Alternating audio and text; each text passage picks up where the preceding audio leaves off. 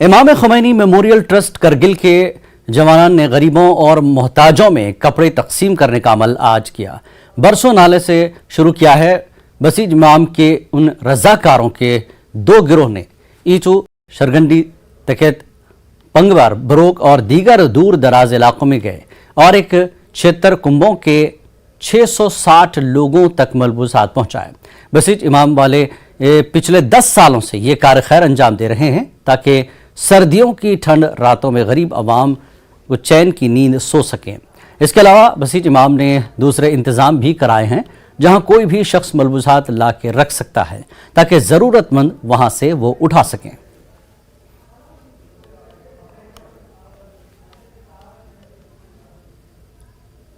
लद्दाख में metrological head scientist Sonam Lotus ने कहा कि 2022 और 2021 की तुलना में ज़्यादा गर्म रहा। उन्होंने बताया कि इस साल पिछले साल के मुकाबले में बर्फबारी कम हुई है, लेकिन जनवरी में लद्दाख में बर्फबारी होने की उम्मीद है। सोनम लोटस ने न्यूज़ 18 के करस्पॉन्डेंट से खास बातचीत में अलग अलग पहलुओं पर रोशनी डाली। सोनम लोटस का कहना है कि पिछले साल दिसंबर में लद्दाख में सबसे कम तापमान -16 डिग्री रिकॉर्ड किया गया था, लेकिन इस साल कम से कम तापमान -14 डिग्री रिकॉर्ड किया गया। इस तरह यह दिसंबर पिछले साल के मुकाबले में 2 डिग्री ज्यादा गर्म रहा।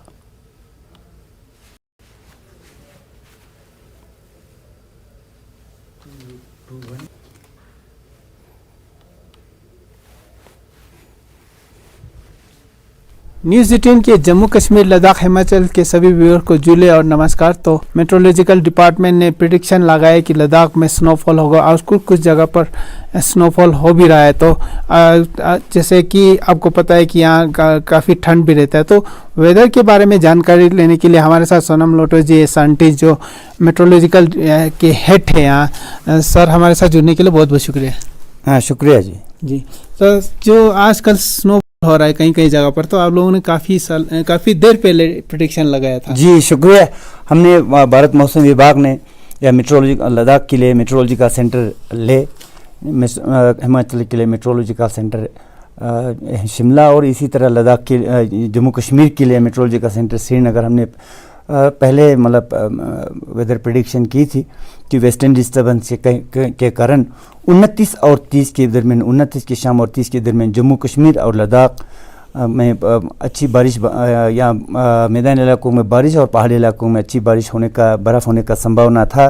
बिल्कुल पेशेनगोई के मुताबिक बर्फबारी हुआ है, बल्कि पहाड़ी इलाकों में खास करके और कश्मीर के जैसे नॉर्थ कश्मीर, जोजिला साइड में काफ़ी अच्छी बर्फबारी हुआ है, बल्कि जोजिला साइड में तो 2 से लेकर 3 फुट तक भी बर्फबारी हुआ है, पर सोनामर्ग साइड में तकरीबन 1.5 फुट तक बर्फ़ हुआ है। इसी तरह कश्मीर के मैदानी इलाकों में हल्की 2 से लेकर 3 इंच तक बर्फबारी हुआ है। इसी तरह लद्दाख के खास करके कहते कारगिल डिस्ट्रिक्ट में अच्छी बर्फबारी हुआ है। लेह में भी शाम साइड में 2 से लेकर 3 इंच तक बर्फबारी हुआ है। अभी भी आज मौसम पूरा लद्दाख में, जम्मू कश्मीर में मौसम उबर आलूद बना हुआ है, क्लाउडी है और ठंड कड़ाके की ठंड है। जी सर, ये फार्मर को एक चिंता रहती थी कि क्योंकि लद्दाख के सभी फार्मर, आपको भी पता है कि ग्लेशियर वाटर पे डिपेंड रहते हैं। अगर विंटर में स्नोफॉल नहीं होगा तो फिर वो ग्लेशियर नहीं फॉर्म होता, तो इसके लिए वो लोग काफ़ी परेशान रहते हैं कि इस साल बर्फ़ नहीं हुआ बोलते हैं। तो इस पर क्या आपको एक्सपेक्टेशन है आने वाले दिन में और आएंगे बर्फ़? आपने बिल्कुल सही फरमाया। ग्लेशियर जो है, टाइमली स्नोफॉल हमारे लिए, बर्फ़ जो है टाइमली बर्फबारी होना बहुत ज़रूरी है फॉर एग्रीकल्चर, इरिगेशन के लिए या पीने के पानी के लिए, overall for the natural health, मतलब हेल्थ ऑफ आवर इन्वायरमेंट और ग्लेशियर के लिए बहुत ज़रूरी है। क्योंकि यही जो विंटर का स्नोफॉल जो है, यही बहुत हमारे जो है समर में जैसे हम एग्रीकल्चर या सब कुछ जो भी पानी तो बहुत ज़रूरी है, तो इस पर डिपेंड करते हैं। तो इस बार फार्मर्स चिंता है, नॉट ओनली फार्मर से ज़्यादा हम चिंता है, क्योंकि इस बार वेस्टर्न डिस्टर्बेंस इतना स्ट्रॉन्ग आ नहीं पाया, जिसके कारण अगर पिछले 2-3 साल की अगर तुलना की जाए, 2020 में 2 सेंटीमीटर लेह में रिकॉर्ड किया गया बर्फ़, तो पिछले साल 2003 के मुकाबले 2020 के मुकाबले 21 में मतलब कंपैरेटिवली अच्छी बर्फबारी हुआ है, 4 सेंटीमीटर बर्फ़ रिकॉर्ड किया गया है। लेकिन इस बार अभी तक, यानी कि अभी एंडिंग दिसंबर हो रहा है, तो 1 ही सेंटीमीटर स्नोफॉल रिकॉर्ड किया गया है, जो कि पिछले दो साल के मुकाबले में इस साल काफ़ी बर्फबारी हुआ। नंबर 1 काफ़ी कम बर्फ़ हुआ है, डिफिसिट स्नोफॉल पूरा जम्मू कश्मीर और लद्दाख में, इंक्लूडिंग लद्दाख के कारगिल डिस्ट्रिक्ट या ज़ांस्कर, पूरा लद्दाख में। और इसके साथ साथ बर्फ़ ना होने के कारण इस बार जो है ओवरऑल विंटर अभी तक कंपेयर टू लास्ट 2 ईयर 2020-21 के मुकाबले में दिसंबर का जो टेम्परेचर, एवरेज टेम्परेचर वहाँ मतलब थोड़ा 2-3 डिग्री सेल्सियस ज़्यादा रहा है। क्योंकि इस बार देखिए अगर टेम्परेचर के हिसाब देगा तो लास्ट ईयर यानी 2020 में दिसंबर में कम से कम दर्जा लेह में रिकॉर्ड -16.4, 2021 में -16, लेकिन इस बार 2 डिग्री सेल्सियस ज़्यादा है, -14 14.5 डिग्री सेल्सियस रिकॉर्ड किया गया, जो कि पिछले साल के मुकाबले में तकरीबन 1.5 डिग्री सेल्सियस मतलब ज़्यादा रहा है। जी सर, तो जो काफ़ी लोग जहाँ ट्रैवल करना होता है या कुछ इवेंट या फंक्शन करना होता है तो आपको संपर्क करते हैं कि किस तरह आने वाले दिनों में वेदर होगा, तो आप कितने दिन तक का बता सकते हैं? जी, हमें बड़ा खुशी लगता है क्योंकि हम लोगों के देश की सेवा करते हैं लोगों के लिए, ताकि लोगों के जान माल सेफ हो और लोग जो है टाइमली मतलब पीपल डिसीजन ले। क्योंकि पहले तो मतलब इन्फॉर्मेशन फ्लो इतना नहीं था, लेकिन अभी टेक्नोलॉजी इतना साफ ये होने के कारण क्योंकि पीपल शुड टेक एडवांस्ड और इन्फॉर्म्ड डिसीजन। तो मुझे अच्छा लग रहा है कि हम लोगों के जो है लोगों को टाइम पे इंफॉर्मेशन दे पाते हैं यात्रा के लिए, या कहीं एक जगह दूसरी जगह सफ़र करना हो, या कहीं पे भी कोई इवेंट, कोई फंक्शन इवेंट हो, तो इस टाइप से मतलब लोग इन्फॉर्म डिसीजन लेते हैं। तो एग्जैक्टली में तकरीबन 2-3 हफ्ते तक हम एक 60% तक आइडिया दे सकते हैं, रिलायबल फोरकास्ट। तो एक हफ्ता से लेकर 10 दिन तक तकरीबन 70% फिर हमारा पेशेंगोई जनरली साबित होते हैं, ठीक होते हैं, और एक हफ्ता तो तकरीबन 80% जो है फोरकास्ट सभी होते हैं। जैसे कि अभी कल और आज जो मौसम ऐसे ख़राब रहा है, वो हम पिछले हफ्ता 10 दिन से मतलब इसका इंडिकेशन देते रहे हैं, लोगों को बताते रहे हैं कि 29 और 30 के दरमियान क्लाउडी वेदर और ठंड रहने का इम्कान है, साथ साथ में बर्फ़ का इम्कान था। तो लोग भी ऐसे तरह मतलब एक्ट किया, लोग ऐसे काम इसको इसी हिसाब से मद्देनज़र रखते हुए वेदर के साथ साथ लोग इन्फॉर्म डिसीजन अपने मतलब प्लान बनाते हैं। And it's a good thing not for us but for the people in general masses, मतलब सबके लिए। तो अब हम उम्मीद करते हैं कि आने वाले दिनों में भी लोगों के काम पे आए, इसके लिए हम दिन रात काम करते रहेंगे। जी सर, लद्दाख में कौन कौन से जगह पर आप लोगों का वेदर स्टेशन है, जैसे खासकर ज़ांस्कार है या चंगथांग ऐसे? जी आप देखो, गवर्नमेंट ऑफ इंडिया ने with their intervention of honourable governor of lieutenant governor साहब की इंटरवेंशन की वजह से तो भारत मौसम विभाग ने पूरा लद्दाख को ऑलमोस्ट कवर कर लिया है। क्योंकि लद्दाख बहुत वास्ट एरिया है, पर फिर भी पूरा कवर किया हुआ है। आप देखो, न्योमा से हमारा टाइमली है ना, हर 15 मिनट्स में मतलब वेदर डाटा अवेलेबल होते हैं, and this data are available online, कोई भी एक्सेसिबल है, कर सकते हैं। इसी तरह ज़ांस्कर है जहाँ पे पहले नहीं था, नुब्रा वैली है, देन टंगसे दुर्बुक जो चंगला से होते हुए जाते हैं, जो भी स्ट्रेटेजिक इलाका है वहाँ पे हमने कवर किया है। और लद्दाख का जो सबसे गर्म जगह है, गरकोन आर्यन वैली जिसको बोलते हैं, जहाँ पे तो वहाँ पे भी वेदर स्टेशन किया। ओवरऑल जो है अभी आने वाले सालों में हम इसको और जो है सेपरेट करने का और ज़्यादा मतलब नेटवर्क को बढ़ाने की मतलब कोशिश करेंगे। जी सर, जैसे आपने बताया कि 29-30 को बर्फ़ की आशंका है, वो हो भी गया, तो आने वाले दिनों में फॉग का कैसा वेदर रहेगा, जैसे जम्मू कश्मीर या हिमाचल? जी आप देखिए, अब क्योंकि वैसे तो लद्दाख में तो फोगी कंडीशन इतना रहते नहीं है, क्योंकि कोल्ड डेजर्ट है हाई एल्टीट्यूड की वजह से, और यहाँ पे ठंड रहते हैं, और ह्यूमिडिटी यहाँ पे बहुत फॉग के लिए एक रिलेटिव ह्यूमिडिटी बहुत इंपॉर्टेंट होते हैं, 70-80% से ज़्यादा होने चाहिए। यहाँ पे ऑन एन एवरेज फॉग 50%, ज़्यादा से ज़्यादा 60% के आसपास ही रहते हैं on an average normal day में। जी अभी तक तो वैसे फर्स्ट मतलब पिछले 1 या 2 हफ्ते में तो चांसेस कम ही है, मतलब अगर हो तो भी हल्की फुल्की बर्फ़ होगा, इतना अच्छा बर्फबारी का अभी पेशेंगोई नहीं है। जब ऐसा कोई लगता है तो हम टाइमली आप लोगों को आपके माध्यम से पहुंचाएंगे। Thank you so much sir. Thank you sir. Ladakh news में एक बार फिर आपका स्वागत है। लद्दाख में मर्द, औरतें और बच्चे किसी तरह की परेशानी होने पर 112 डायल कर सकते हैं और पैनिक कॉल के लिए 112 ऐप का भी इस्तेमाल कर सकते हैं। लेह में ऐप का डेमो दिया गया। असल में emergency response support system free number है और कोई भी नागरिक हंगामी हालत होने पर 24 घंटे किसी भी वक्त नंबर डायल करके मदद ले सकते हैं। फायर ब्रिगेड बुलाने, मेडिकल टीम से मदद लेने और पुलिस से बात करने के लिए 112 डायल किया जा सकता है। न्यूज़ 18 लद्दाख के साथ खास बातचीत में कमांड सेंटर की सुपरवाइजर इंस्पेक्टर तस्लीमा परवीन ने बताया कि डायल 112 31 नवंबर 2020 को लेह में शुरू किया गया था और ये सरकार की एक पहल है जिसके तहत बुनियादी तौर पर औरतों की सुरक्षा यकीनी बनाई जाती है और यहाँ का हेडक्वार्टर लेह और करगिल के लिए काम करता है। कॉल आने पर पुलिस और दूसरे डिपार्टमेंट्स की टीमें जगह का पता लगाकर जो भी कंसर्न डिपार्टमेंट्स होता है उसे इत्तला देती है और इस तरह टीम में मदद मांगने वाले के पास पहुंच जाती है। लेह और करगिल के अलग अलग जगहों पर इसके लिए खुसूसी गाड़ियां रखी गई हैं।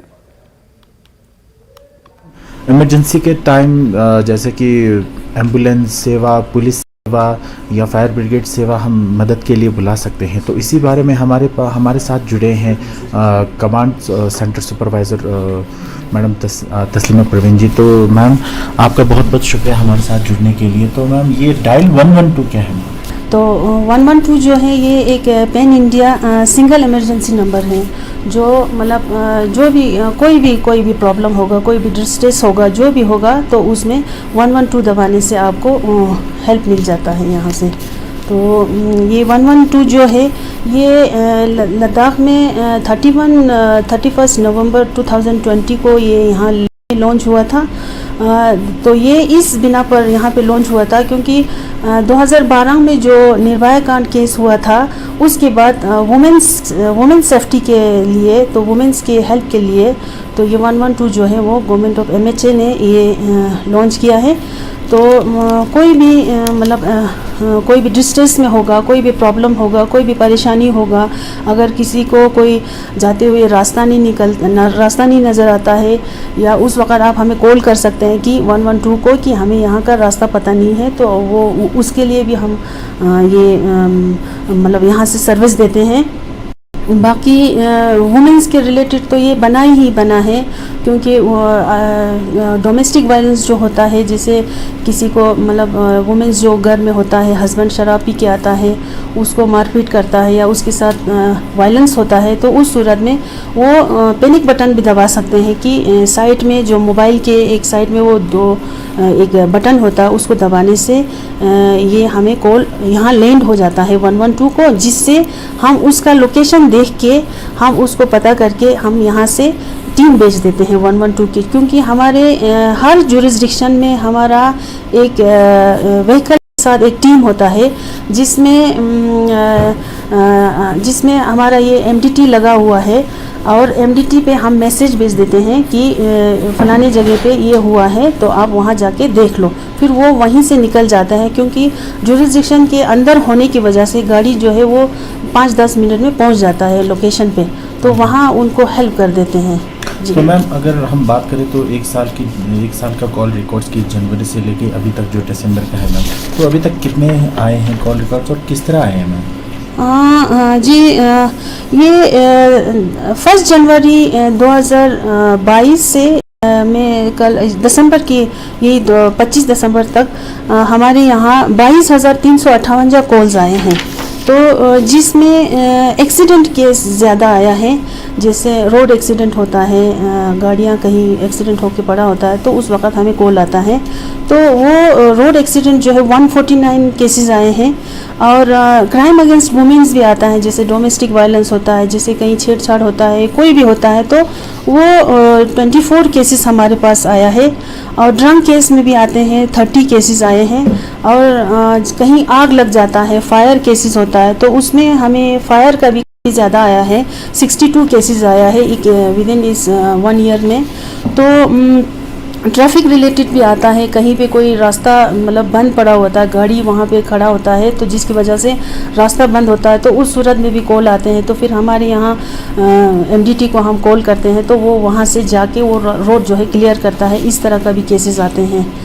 तो इसी तरह मतलब इतना ही हमारा वो डाटा है। तो ये विंटर्स में हमें कुछ थोड़ा केसेस कम आते हैं। हमारे यहाँ कॉल्स आते हैं 60 to 70 तक आ जाते हैं पर डे 24 आवर्स में। तो समर्स में काफ़ी केसेस आ जाते हैं, तो 100 से ऊपर 150 तक भी जाते हैं, 200 तक भी कभी आ जाते हैं कुछ केसेस, क्योंकि टूरिस्ट सीज़न होता है। तो उस वक़्त हम ये पर डे आते हैं 150 या 200 तक, तो उस सूरत हम उनको सर्विस दे देते हैं। तो मैम जब हम डायल 112 की बात करते हैं तो इसमें मोबाइल से हम कर सकते हैं, वो तो ठीक है, तो इससे हम लैंडलाइन से भी कर सकते हैं, किस तरह हो सकता है? लैंडलाइन से भी लोकेशन पता हो सकता है इसका? लैंडलाइन से तो अभी नहीं हो रहा है, लेकिन नहीं होता है। पर मोबाइल आजकल ऐसा वक्त आ गया कि हर एक के जेब में मोबाइल होता ही होता है, तो उसमें वो पैनिक पैटर्न अगर आपको पता नहीं होगा, डायल नहीं कर सकते हैं या कोई परेशानी हो, तो उस वक़्त आप साइड का बटन इस तरह का 2-3 दफ़ा दबाने से फिर वो हमें कॉल लैंड हो जाता है, 112 को आ ही जाता है। तो फिर उससे हमें पता लगता है कि उसका लोकेशन कहाँ पे है और वो कौन से एरिया से बोल रहा है, तो उस लोकेशन को देख के हम यहाँ से 112 के गाड़ी को भेज देते हैं। मेरा नाम मोहम्मद आरिफ मलिक है, तो मैं यहाँ पे FM स्टाफ हूँ, इंजीनियर हूँ 2 ईयर से, और मैं सारे पुलिस को ट्रेनिंग प्रोवाइड करता हूँ और बाकी सारा सिस्टम देखता हूँ, और जो भी कोई प्रॉब्लम होता है वो सारा मैं देखता हूँ। तो जैसे कि मैम ने एक ऐप के बारे में बताया था, डायल 112, तो उसके बारे में थोड़ा बताएंगे हमें? हाँ जी, तो ऐप हम प्ले स्टोर से डाउनलोड कर सकते हैं। हमने 112 डायल करना है, टाइप करना है, तो हम 112 टाइप करेंगे तो मोबाइल ऐप प्ले स्टोर से मिल जाएगा। उसको ओपन करेंगे हम, तो हमें इसमें अपना डिटेल भरना पड़ता है। सबसे पहले तो हम डिटेल भरते हैं, GPS ऑन रखना पड़ता है, तो हमारा लोकेशन वो एग्जैक्ट इसमें आ जाता है। तो हम इससे SOS सिग्नल भेज सकते हैं एनी टाइम। सिर्फ हमें क्लिक करना है, तो आप देख सकते हैं यहाँ से मैं क्लिक कर रहा हूँ, यस कर रहा हूँ, तो हमें वहाँ पे SOS सिग्नल आ जाता है। तो SOS सिग्नल जैसे हमें आता है तो हम कॉल बैक कर लेते हैं कि आपको कोई किस चीज़ की प्रॉब्लम है, या कोई आपको किडनैप करके ले जा रहा है, या कोई आपको तंग कर रहा है, कोई भी प्रॉब्लम हम कॉल बैक करते हैं कॉलर को, तो हम कॉलर से फीडबैक लेते हैं। तो अगर केस रजिस्टर करना होगा तो हमारे ऑफिसर CRM एजेंट उसको रजिस्टर करते हैं। रजिस्टर करने के बाद डिस्पैचर को डिस्पैच करते हैं, फिर डिस्पैचर डिस्पैच कर देता है ERU को, रिस्पेक्टेड ERU को, जो जिस एरिया का जुरिडिक्शन है उसको रिस्पेक्टेड को हम डिस्पैच कर देते हैं। तो हमारी टीम वहाँ पे जल्द से जल्द पहुँच जाती है। हम सबसे पहले तो उनका इन्फॉर्मेशन लेते हैं, डेटा लेते हैं, तो हमारे CRM एजेंट उनका नाम पूछते हैं। अगर कॉलर और विक्टिम अलग हो सकता है, कॉल कोई और कर, विक्टिम कोई और है, तो हमारे सर उनका डेटा लेते हैं और केस को रजिस्टर करते हैं। तो उसके बाद उनका लोकेशन LBS सिस्टम में जिसमें कॉलर का लोकेशन हमें मिल जाता है। तो मोस्ट प्रोबेबली हम ये भी करते हैं कि कॉलर का हम लोकेशन यहाँ से भी पूछ लेते हैं, ताकि एग्जैक्टली हम पुलिस को भेज सकें वहाँ पे। तो लास्ट में और एक सर, जैसे कि कभी कभी गलत नंबर डायल हो जाता है, वो फिर बात नहीं कर पाते या बच्चों से दब जाता है, हाँ जी, तो आपकी टीम वहाँ पर पहुँच जाती है, फिर उसके बाद क्या? हाँ, कभी होता है, जैसे बच्ची का ये तंग कर लेते हैं ऐसे डायल करके। तो एक आधी बार हुआ था ऐसा इंसिडेंट कि किसी ने ऐसे मजाक में फ़ोन कर दिया था, तो टाइम पे हम भेज देते हैं, तो उनको हम समझाते हैं कि ऐसे आप दोबारा ना करें, क्योंकि हम यहाँ से एक रिस्पेक्टेड टीम को अपना टाइम निकाल के उसको वहाँ पे भेजते हैं। तो ऐसा कभी कभार होता है, बट नॉर्मली हमें दिन में 25-30 कॉल तो ऐसे आते हैं, जो कोई कस्टमर क्या सोचता है, या कोई बच्चे डायल कर देता है, या पॉकेट डायल होता है। तो ये लास्टली ये सेवा, ये हेल्पलाइन किस तरह रहता है सर? 24 आवर रहते हैं। तो हमारे CRM एजेंट 24 आवर रहते हैं यहाँ पे, इंजीनियर भी 24 आवर रहते हैं। तो ERU टीम के पास हमने टैबलेट प्रोवाइड किया है जी, तो टैबलेट 24 आवर ऑनलाइन रहते हैं। तो केस कभी भी आता है, सर हमारे यहाँ पे बना के केस रजिस्टर करके उनको डिस्पैच कर देते हैं, और वो जहाँ मर्जी हो उस केस को आगे फॉरवर्ड करके थाना चौकी को प्रोवाइड कर देते हैं। जी, मेरा नाम जाकिर हुसैन है, मैं टेलीकॉमिंग से आता हूँ। फ़िलहाल मैं यहाँ पे जो है as a CRM call taker के तौर पे काम कर रहा हूँ। पिछले जब से ये एस्टेब्लिश हुआ तब से मैं यहाँ पे कॉल टेकर के तौर पे काम कर रहा हूँ। सर आप अपना काम किस तरह करते हो सर? थोड़ा हमारी तरफ से बताए कि किस तरह होता है, कॉल किस तरह आता है, किस तरह आप अपने जी, कॉल तो हमें बहुत सारे किस्म के कॉल आ जाते हैं यहाँ पे। एक एक्सीडेंटल जो एक्सीडेंट से रिलेटेड है केस कॉल वैसे आ जाते हैं, बहुत सारे कॉल ऐसे आ जाते हैं। दूसरा फायर जो जहाँ पे आग लगा हो वैसे भी कॉल हमें आ जाते हैं, और किसी घरेलू जो हिंसा होते हैं उससे रिलेटेड भी हमें कॉल कुछ आ जाते हैं। तो बहुत सारे ऐसे कॉल आ जाते हैं और मैक्सिमम मैंने इसमें देखा है जो बच्चे जो है ऐसे ही डायल करके कॉल, ऐसे भी बहुत सारे कॉल हमें जो यहाँ पर रिसीव होता है जी। तो अभी हम बात कर रहे थे command centre supervisor inspector Taslima Parveen से, तो वो बता रहे थे कि डायल 112 किस तरह काम करती है इमरजेंसी के टाइम पे। तो साथ ही साथ उन्होंने बताया कि एक ऐप भी है प्ले स्टोर से जहां पर हम डाउनलोड कर सकते हैं प्ले स्टोर द्वारा, और प्ले स्टोर द्वारा डाउनलोड किया गए वो ऐप के से हम किस तरह इमरजेंसी के टाइम में मदद ले सकते हैं। इमरजेंसी जैसे कि पुलिस सेवा हो, जैसे कि फायर ब्रिगेड का सेवा हो या एम्बुलेंस सेवा हो, इस तरह के हम मदद ले सकते हैं इमरजेंसी टाइम पे डायल 112 से। कैमरामैन निसार हुसैन के साथ मैं जिकमत, न्यूज़ 18 लद्दाख के लिए ले से। फ्लाइट्स कैंसिल हो जाने पर लेके एयरपोर्ट पर अफरा तफरी देखी गई। मुसाफिरों ने दिल्ली के एडिशनल फ्लाइट चलाने की मांग की। न्यूज़ 18 ने पूरी सूरत हाल का यहां जायजा लिया।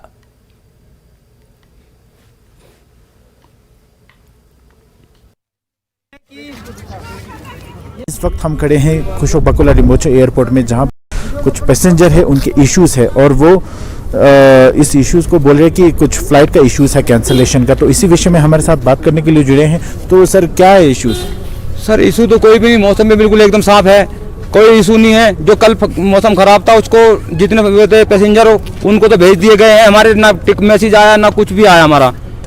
भाई हमारे नंबर पे कोई मैसेज आता नुका आज की तो आपकी वो फ्लाइट मिस हो रही है।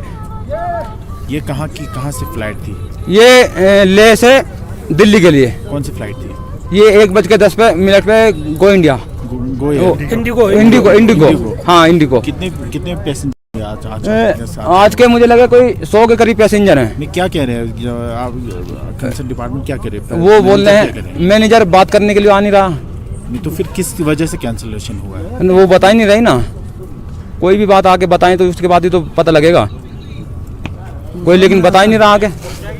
चीफ ये कैंसिलेशन देखो सर, हमारा कहना यह है कि इंडिगो का आज के डेट पर हम लोगों ने टिकट बनाया था, उसका उड़ान जो है 1:10 बजे था यहाँ पे। तो सुबह यहाँ से आते ही हम लोग को गेट से अंदर घुसने का इजाज़त नहीं दिया। उन्होंने बोला आज फ्लाइट कैंसिल हो गया, मगर किस बात पे फ्लाइट कैंसिल हो गया ये कोई पता नहीं, उसका कोई नहीं बता रहे। मैनेजर जो अंदर बैठा हुआ है बाहर बिल्कुल नहीं आ रहा है, हम लोगों को ना अंदर जाने का इजाज़त दे रहा है। हमारा ये कहना है कि अगर हो सके तो आज 4 बजे तक हमको यहाँ एडिशनल फ्लाइट पूछना चाहिए, क्योंकि हम लोग बाहर कंट्री जाना है। हम लोग एजेंसी में काम कर रहे हैं, मेरे साथ तकरीबन 87 नफर है। वो लोग तमाम जो है दिल्ली में वेट करके वहाँ बैठा हुआ है मेरे इंतज़ार करके। बहुत प्रॉब्लम है सर। Thank you. आयु में से एक है, मैं करीब का हूँ और मेरी 99 85 मेरी एज। तो सुबह आए हुए ये हमें फ्लाइट के बारे में उन्होंने कुछ इतना भी नहीं दिया। दिवस सब आ जाते हैं तो हम उसको मान भी सकते हैं। भाई आगे मैनेजर हमारे से बोले भाई चल आज का टिकट कैंसिल करके मैं कल कर देते हैं। बहुत आदमी तो ऐसे हैं जिनका यहाँ पे ना, हमारा तो घर तो है नहीं भाई साहब यहाँ।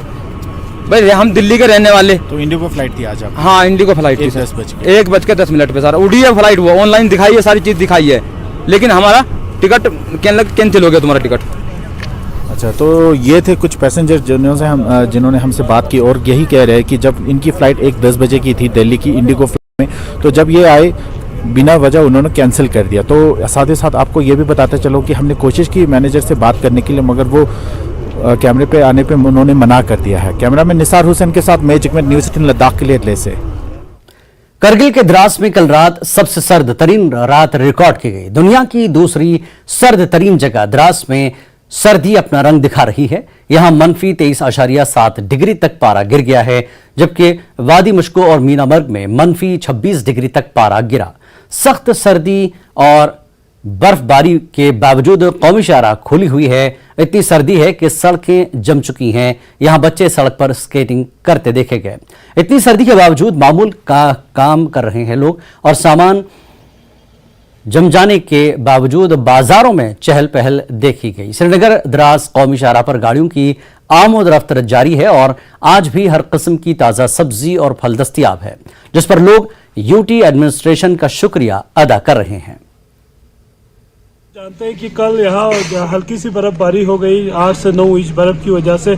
अब एकदम से यहाँ का द्रास का तापमान -14 से लेकर -23 तक आज एक ही दिन में पहुंचा है। और उम्मीद ऐसा है कि अगर इस तरह का मौसम साफ रहे तो ये तापमान -30 तक भी अगले 1-2 दिन में चलेगा। लेकिन खुशी की लहर यहाँ लोगों में ज़रूर है कि एक हल्की सी बर्फबारी यहाँ होकर थोड़ा ड्राइनेस कुछ हद तक ख़त्म हो चुका है। लेकिन साथ में हम यहाँ की सरकार का, खासकर यूटी सरकार और डिस्ट्रिक्ट एडमिनिस्ट्रेशन और तमाम लोगों का, BRO का शुक्रिया अदा करते हैं कि इस मौसम के बावजूद भी आज भी हमारा जो लाइफ लाइन जिसको कहा जाता है श्रीनगर लेह कौमी शाहरा, वो भी एक बार फिर गाड़ियों के लिए खोल दी गई है। और हमें ये इत्तला है कि आप श्रीनगर से कारगिल की तरह गाड़ियाँ रवाना हो चुकी है और आधा रास्ता मुसाफिर पहुँच चुके हैं। तो ये एक बहुत बड़ी लोगों के लिए एक मुफीद चीज़ है कि इस सर्दी में और इस बर्फबारी के बावजूद भी लोगों को ये कौमी शाहरा का खुला रहना कहीं न कहीं पेशेंट्स, स्टूडेंट्स और बाकी आम लोगों के लिए, और फ्रूट्स और बाकी ऐसे जो एसेंशियल सर्विसेज है उसके लिए जो है एक बहुत बड़ा